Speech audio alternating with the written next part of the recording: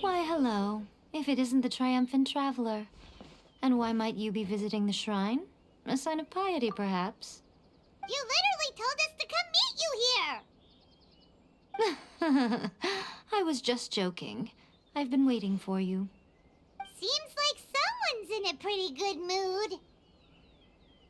Mm-hmm. Catching up with an old friend I hadn't seen in years was truly delightful. By the way, I heard that you had a duel before the throne, with a Fatui Harbinger no less. Courageous and astute. I must say, I am most impressed.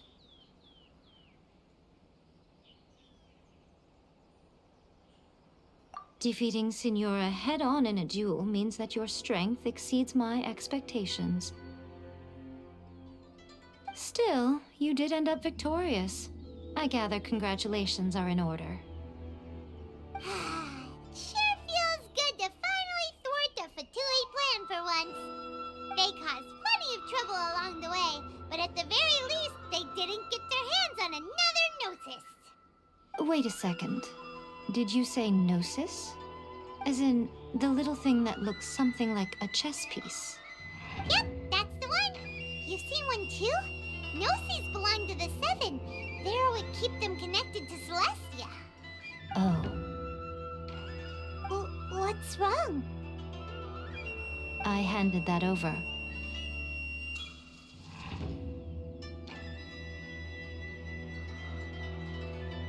You did what now? Well, how else was I supposed to save your skin from the Balladeer exactly?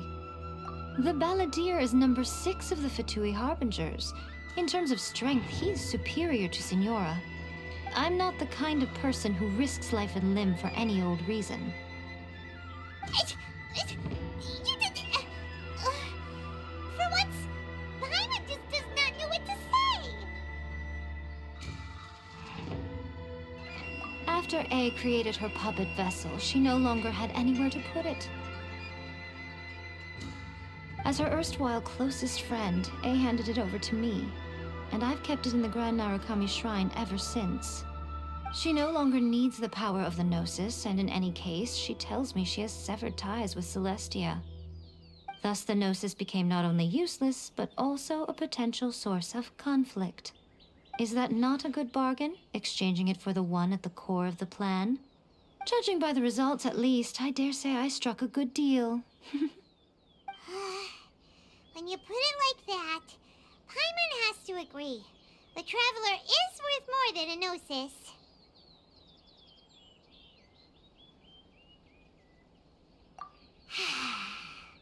Well, what's done is done, and Paimon heartily thinks we'll be getting it back now. Let's leave the past in the past. So anyway, you still haven't told us why you called us here today. It's to thank you. Really? You intend to travel all over Teyvat, and the time has come for the Inazuma leg of your trip to come to an end, has it not? As a mark of my gratitude, I will answer any questions you may have about the road ahead or the events of the past. What would you like to know about?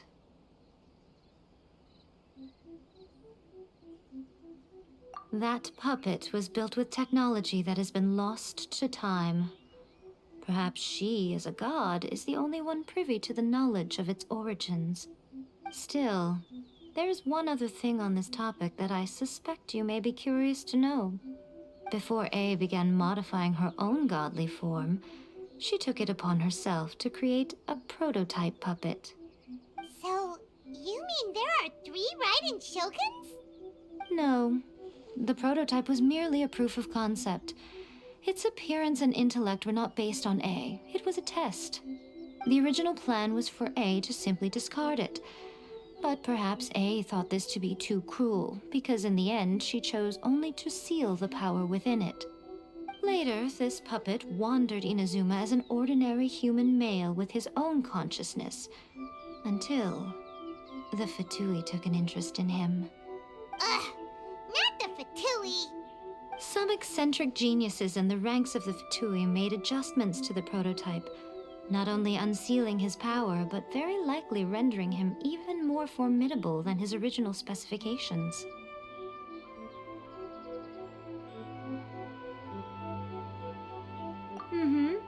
The object of divine creation is now the one who has taken possession of the Gnosis, and the prototype puppet is now known as the Balladeer. What a crazy story!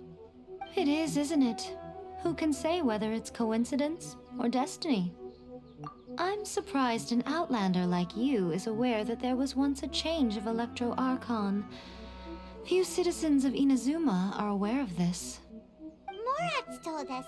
He said that the Electro Archon Ball has passed away. Yes. The truth of the matter is that there were two twin gods, Baal and Beelzebul.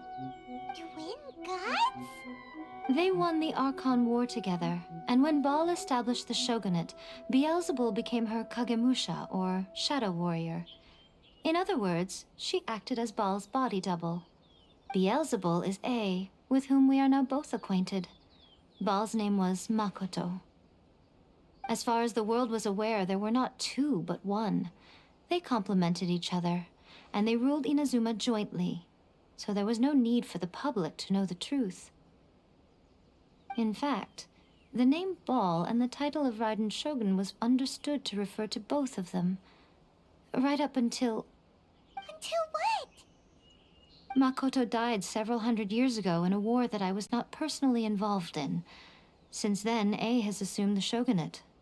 Losing her sister must have been super hard on A. That was when A began to change. Makoto was her greatest loss. Paimon feels like she understands A lot better now after finding that out. So what kind of god was Makoto? I didn't spend a great deal of time with her, but my impression was she was a gentle god, who in each moment cherished the beauty of what was before her. Wow.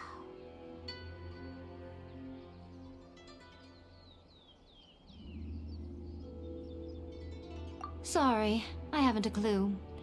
I'm also unfamiliar with the god you describe. But if you still have doubts about A, I would say they are misplaced. Not only does she not fit your description, but she voluntarily gave up her gnosis long ago, severing her ties with Celestia in the process.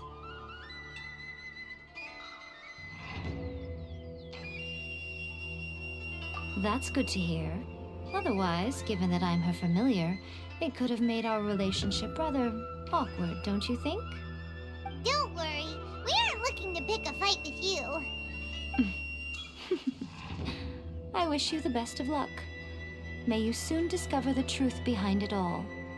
As for your sister's whereabouts, I will use all the resources at my disposal to investigate it, and I will also borrow some of Ayato's people from the Shiumatsuban. I'll let you know if I find out anything. Consider it part of my means of thanking you.